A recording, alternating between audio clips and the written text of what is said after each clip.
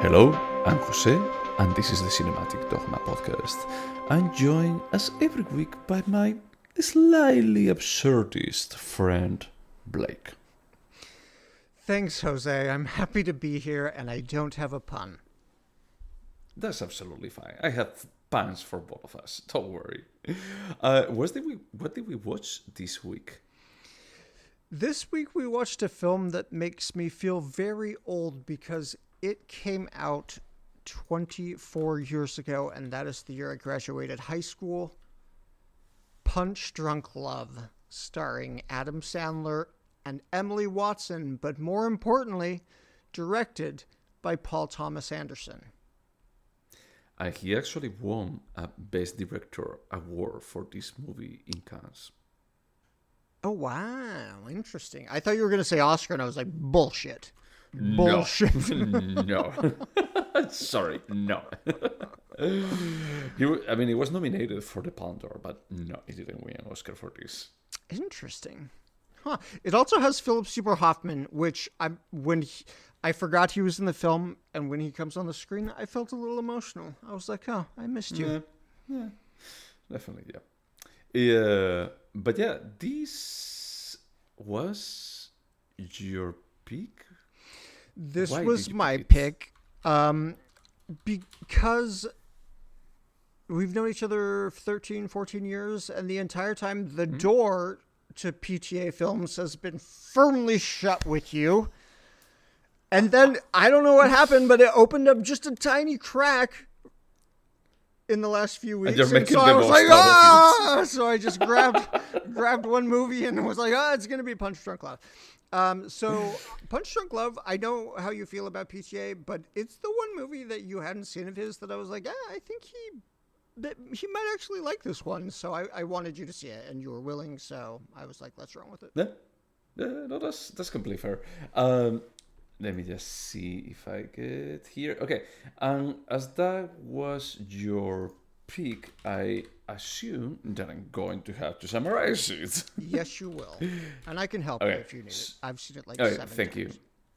Yeah, I watched it recently, but this is not a very straightforward movie, let's just say. It's slightly a rom-com, drama thriller, absurdist. It's a genre-bending kind of a story.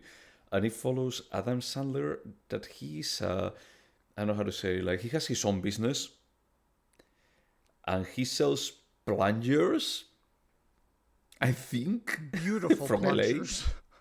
Beautiful, like gorgeous. Not unbreakable, but plungers, after all.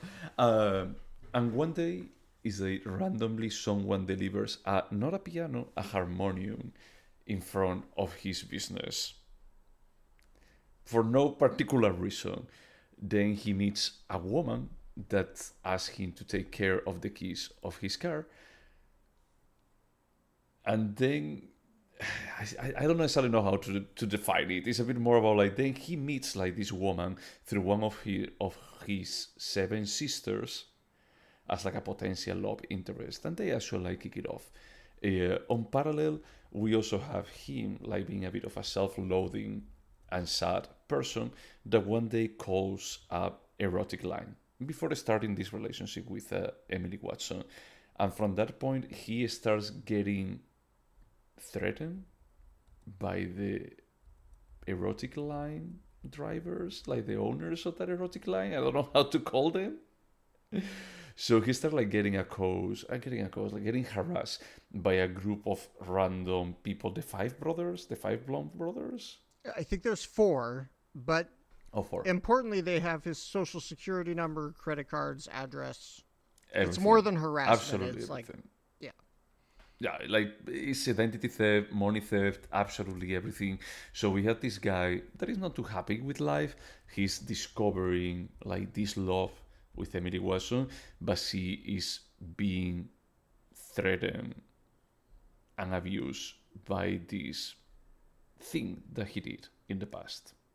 A stupid thing. Never give your social security number in this country.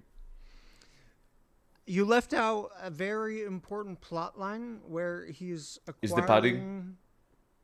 airline frequent flyer miles. Yeah, so basically he starts buying pudding non-stop because there is a promo for him to just like get miles everywhere. So yeah, everything is like a bit absurd. It's more one of those movies that is a vibe more than the cohesiveness of the whole story. Would you agree with that? Yeah, it's very, very. I don't know where to fall on whether it's metaphorical or surrealist, but it's either one of those or both. For instance, there's a scene where he's holding a prop, Adam Sandler's character, and he goes and kind of addresses each major plot line of the film. And there's no way he could be holding this prop, and it's clearly meant to be metaphorical. And so we understand. Sorry, what scene is that? Towards the end, and we may be entering spoiler territory. As you said, he's 26 years old or 24 years old. He's holding a phone. Where oh yeah, that's he goes right. and then he like goes and he like drives to Utah and he's still holding the phone, and he goes to Hawaii and he's got the phone. And oh yeah. And one more thing is like the person that is behind like this erotic line scam is Phillip Seymour Hoffman from Provo, Utah. From Provo, Utah. I just feel it's like such a random, a specific location. I love that when Provo pops up in films like this, or let's say Ocean's 11, it's always like these inbred backwards people. I love it. I went to college in Provo, so I get to say these things. Yeah, that's the only reason why it sounded like familiar to me. That it's like, I'm pretty sure the plague is related somehow to that place. But yeah, I think that this overall, like the story about like self-loathing person, he makes a mistake because he's lonely, and then he finds love, and he has to reconcile everything together. Yeah. Through pudding. Yeah. That's yeah. So, do you like it? I do like it. I think it's an interesting exercise. Basically, in my opinion, of course, I could be wrong. What he did is he took like the basic structure of a romantic comedy, and then he took it and ran it through like panic, repression, and rage, and found these like outrageously good actors to just make it come to life in this weird kind of Michel Gondry type way. I mean, it's a little bit more grounded in reality than a Michel Gondry. I was going to say that this is what I expected if David Lynch tried to shoot a romantic comedy. Yeah. Yes. I wouldn't say it's like quite as dark. There's no rape or murder. Well, there is some. Okay, yeah. all right. Just there. Yeah. It gets like to some dark places that it just made me feel also similar to the Coen brothers. That is like they also used to take like a bit of a dark turn at some points. You think about like Racing Arizona event that is like a comedy. Is that there are like some points that is like, okay, this is a bit dark, or The Big Lebowski. Is that these are movies that is that they have like an underlying dark tone. That is that this movie, it was not afraid to actually like go to those points either. I mean, I feel threatened when he actually receives these calls, and when this guy are like basically like harassing them in person about like, are they going to be like doing something worse? Of course he never gets like to such a terrible places as a David Lynch movie is going to go, but I just felt it's like this is super surreal. Is like, why the fuck there is an harmonium here? What is the point of this thing? Yeah, and I think you touched on another point I was going to make, is that like narratively this is a pretty simple, straightforward story, but emotionally everything is out of whack. We see like from the main character Adam Sandler, like he has these emotions build up until he has these explosions, and it's a very emotional film from these dark moments where you feel a sense of menace or fear or anger. It's an interesting experience. And that I have seen this film in the past, and I will say that I remember liking it more than I saw it this time, and I don't know if it's just because it's been 26 years or because I've been watching so much PTA recently. But I Yeah. still think it's a really good film, and I think it's a good candidate for the not for the Palme d'Or, but for the A not certain the regard. yes, that's the one. Like it's interesting. It's different. It's cool. Yep. Would you say there was something that I was thinking? Those absurd, everything is absurd, but those absurd scenes in the supermarket where he's buying like non-stop, like all of the pudding. A part of me was feeling is like, hey, I have a bit of a vibe of Fight Club about like consumerism commentary, and then another part of me was thinking is like, this reminds me, and I know that that's a fail movie, but it reminded me of White Noise, the Noah Baumbach adaptation of the Don DeLillo novel. Interesting. Tell me more about the white noise connection. So I was thinking about like this kind of consuming for the sake of consuming, because he mentions is that I'm never going to be using the miles. I just have the feeling that I need to buy them, that I need to get them. Then he finds like some usage for them, but it's a bit of a absurd It's more about consumerism habit. and absurd. Yeah, exactly. It's a bit more about like even a commentary to that. So I liked it quite a bit. I was surprised about like how much I liked it because I found it refreshing. I found it like from a different time. I found it like unapologetically. It's like I don't have to make sense. Okay, it just made me think. It made me remember like the Coen brothers. It made me remember Spike Jonze and Charles Kaufman. It made me remember Michel Gondry, like directing. And are you the? Or did you text me about Barton Fink during it because it reminds me of Barton Fink? Yep. Yeah. Okay. Yeah. Yep. Yeah. Is that it goes to places that is like I don't need to make sense, and you're here just like for me not making sense. And he doesn't like, and he's not going to apologize for not explaining anything because it doesn't matter. Nope. That's not the point. Nope. Nope. Nope. And I felt is that hey, I wish that cinema was still like so fearless in that sense of I'm going to be like doing what I want to do. It doesn't have to be like so grounded, because even I was thinking about like directors that we like right now, like Sean Baker, for example, is like he's still more grounded in reality. He would do things that they're a bit of it requires a tiny bit of suspension of disbelief. This is not about like suspension of disbelief. It's that you are not going to be like buying into it as something real, and it's fine.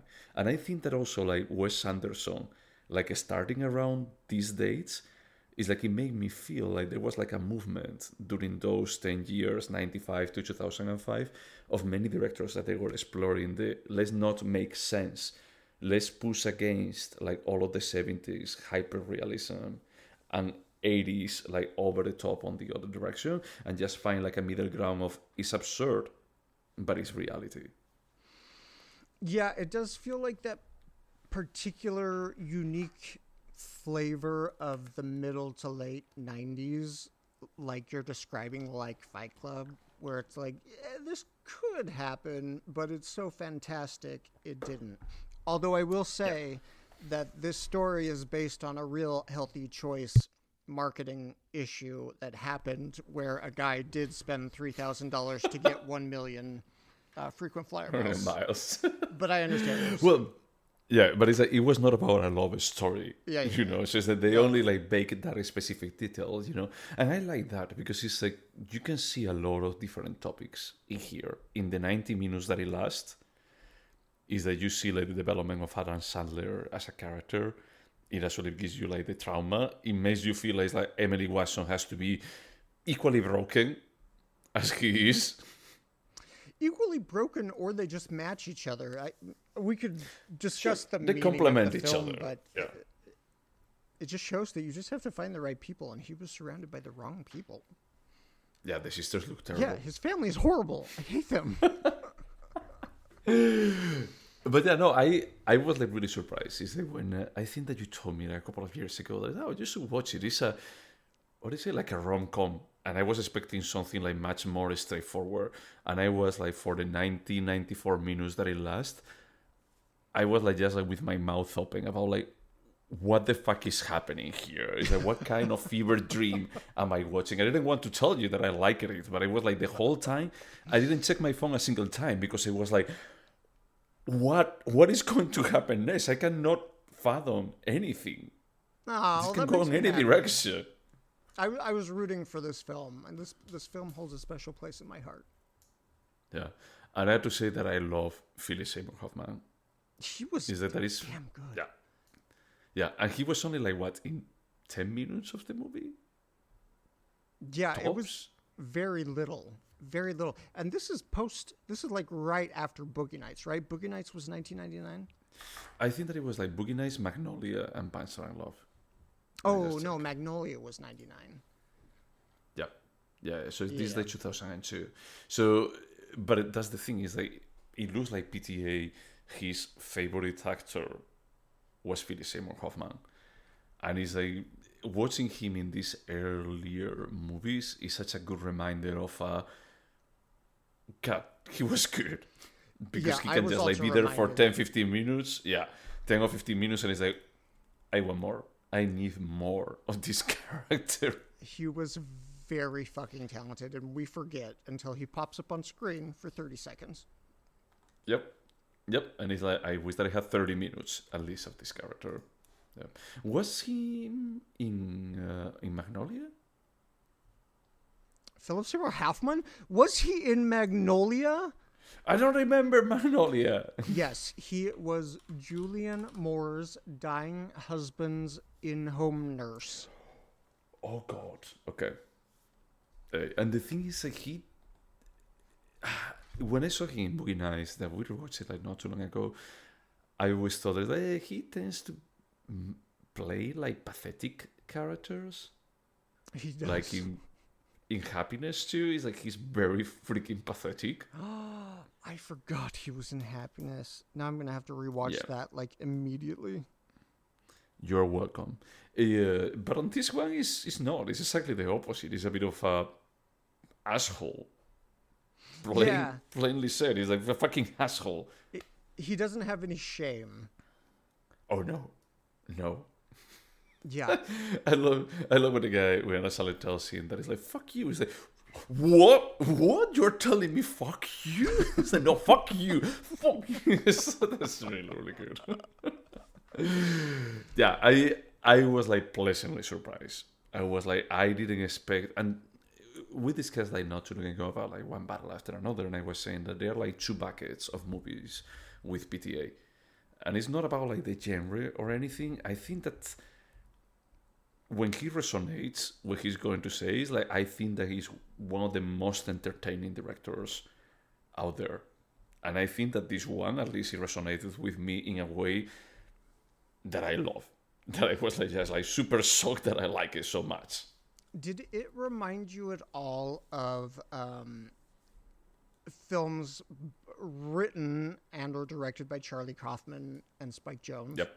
Yeah. Yep. Yeah, Yeah. it's totally Yeah, got mentioned that. earlier. Yeah. Oh, Yeah, you yeah, did? I I didn't mentioned- hear you say. I did. Yeah. Oh, I did like Spike Jonze and Charles Kaufman. Yeah. Like this is like the same bucket of a more absurd and experimental, but still to some level grounded in something real, maybe.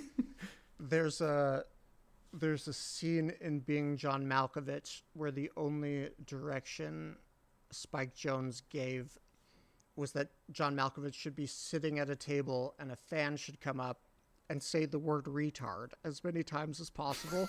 So he's like, oh, you played that retard in that movie. My brother's a retard, so it really means a lot that I saw you play a retard. And he just keeps saying retard. And it's super funny and awkward, but there's that scene when we meet the sisters when they just keep saying gay boy. The gay boy. And I was like, this is, I swear, they took this from Spike It has Jonze to be and the Charlie same. Kaufman. Yeah, because it's super uncomfortable. It's like so the point. uncomfortable. Yeah. It's just about like building up like the character of you go crazy from time to time, but it's a bit also like what surrounds you that is pushing you over the fence. Yeah. Well, I'm really happy you liked it, and I know this doesn't mean you like PTA because this is an outlier, but I'm happy that you liked something that PTA did, be outside of Boogie Nights. Yeah, but it makes me respect him more from the perspective of I respect him more as an auteur, like being able to say it's like Punch Drunk Love and Phantom Thread comes from the same director. Yeah, he's got some range. Yeah, is that because if you think about other directors like Quentin Tarantino, it's like you can identify, it's like, oh yeah, this belongs to the same director. You know, Yeah, it's all they this. stay like pretty close, like to a specific genre. Like Sean Baker that I mentioned earlier is like his movies. You can start smelling them, not because they're bad, but because it's like the elements are there. It's like for me, it's like this is super bold that you can do like period pieces, like There Will Be Blood or Phantom Thread, and do this crazy absurd thing or One Battle After Another, like a 70s revolutionary tale. Something that pissed me off about this film is I walked away from it liking Adam Sandler a little bit more. As I watched recently Uncut Gems, I already approached this like, I know that he's a good actor. It pisses me off, but he's a good actor. Okay? But it's what it is. I mean, it's hard to find actors that they build such a presence in the comedy genre and then they can jump into drama. Yeah, it's true. Yeah. I think that we're more used to the other, to the other angle, like Liam Neeson, for example. He did that Naked Gun movie that is You're saying that completely absurd comedy. it's more often to go from dramatic to comedy than comedy to dramatic. That's easier, yeah. Because it's that we tend to have like a lower appreciation for comedic actors. We feel it's like, they're just doing stupid stuff. It's that they cannot really like pull a serious role. Well, because it's kind of true. What? What? Fair. Just tell your dogs that I'm very, very surprised that they can talk, but they may be right, in most of the cases. But honestly, I think that Adam Sandler, he was surprisingly good because this is a role that is more nuanced than any comedy that I was thinking in. Like, and I was thinking, like, if I had his career up until this point and I got this script, I would be fucking terrified of what is asked from this role. And he just pulls it off as if it's nothing. So, good for him. Yep. That interesting where he's dancing in the supermarket. Well, they're like just like it's all of the pudding into the cereal. Like, I don't know what to say. I'm impressed, about this guy like pulling this off, and just like that, I cannot pull my eyes away from And he's the kind of a good dancer too. That pissed me off. Whatever. Let's answer the questions. All right, let's just go over the questions. Yeah. Okay. So, would you watch Punch Drunk Love again? Absolutely. I bought this, a digital copy on Amazon. In addition, this DVD survived the great DVD purge. Oh, it did. 2021. So I've got two copies. And you still bought it. I still you did. still bought it digital. Okay. I could definitely watch it again. I mean, probably not tomorrow, but I think that it's such a dense movie. That is okay. It's 94 minutes or 92 minutes. And I had the feeling that it has like a lot of different things going on in there. Yep, I agree. I think the script's super smart. Yeah, so I think that is like, I will watch it again. Yeah, in 6 months even. Would you recommend it? Yes. To whom? My podcast co-host. Okay, besides that. No, I think this film is like the right amount of edgy to be safe. Not that it plays anything safe, but there's nothing super offensive in it, so I'd feel safe recommending this to almost anyone. I feel safe about recommending it, but I think that is so absurd that I don't think that everyone would appreciate it. That's true. Yeah. Because I think that some people are good. People. Yeah, some people are going to start like seeing it, and in the first like absurd thing, let's remember that the movie opens. He's working in the warehouse. He goes like to the road outside, and we see like a car like flipping over. That it doesn't matter at all. Yeah. And then it's like a cab stops in front of him and drops the piano, and everything continues as nothing happened. That is like what? It's just like it's such a declaration of what you're going to be seeing that unless you are psychologically prepared or psychologically accepting absurd stuff, you're going to be like, what the fuck is this? I was expecting a rom-com like Meg Ryan and Tom Hanks were doing around those years. What I love is the joke that Adam Sandler played on his fan base, because in 2002, when this was coming out, he was also doing The Animal, Little Nicky, Mr. Deeds, Eight Crazy Nights, and then all of a sudden he's like, and Punch Drunk Love, and all his fans went and saw it, and they were like, what the fuck? Yeah, I mean, bravo for Adam Sandler for just like going with something as crazy as this. But also, like, for me, I would recommend it, but I don't know too many people that I would feel like, oh yeah, this is going to work. I recommended to a friend of mine in Spain. I told him that it's like, if you have ever heard this title, this is good, and that's as far as I can say. I mean, this conversation was in like the last 2 days. Yeah, after I watched it. Yeah, but I talk is like, hey, approach it without a preconceived idea. Approach it more like you would approach things like Spike Jonze or even David Lynch. Not at the point of surreal, but it's like at some point, I think that I brought you while I was watching it, and I just said it's like, this is a fucking fever dream. Accurate. And no one does fever dreams anymore. Did your friend watch it? No. Okay. No, not yet, at least. But it's like, who does fever dreams nowadays? Charles Kaufman? Nope, you can't. Audiences won't pay attention anymore. Well, I'm thinking of Ending Things was a fever dream. Yeah, who watched it? Do you know anyone who watched it besides us two? We did. It's us. But yeah, what I mean is like, yes, I would recommend it. I will have it in my back pocket. That is like, if I detect the right signals, I would recommend about like, hey, a movie from the 2000s that I think that maybe has been partially forgotten, Punch Drunk Love. Do you want to see a cool Emily Watson movie where she doesn't get gang raped? Boy, do I have the Adam Sandler movie for you. Yeah. I have the Adam Sandler romantic comedy for you, okay? All right, let's move on. Would you remember Punch Drunk Love? I'm going to say yes. It's been more than a decade since I've seen it, and I remembered enough to say yes. I'm going to go hell no. Right. I'm really sorry. I would love to say yes, but I had the feeling that besides maybe that scene that is on the cover, on the poster, that is beautiful, is like, I don't think I remember anything at all. Fun story, the cover of the original DVD, which is usually the cover, in my mind, looks like Adam Sandler is holding a woman in front of a baseball field, like at a big baseball arena. And so I avoided watching this movie for years because I thought it was an Adam Sandler baseball movie. Oh, okay. So like the one that is like basically on the door. Yeah, that's the poster that I made. Yeah. Okay. Yep. Huh. Okay. No, that's fair.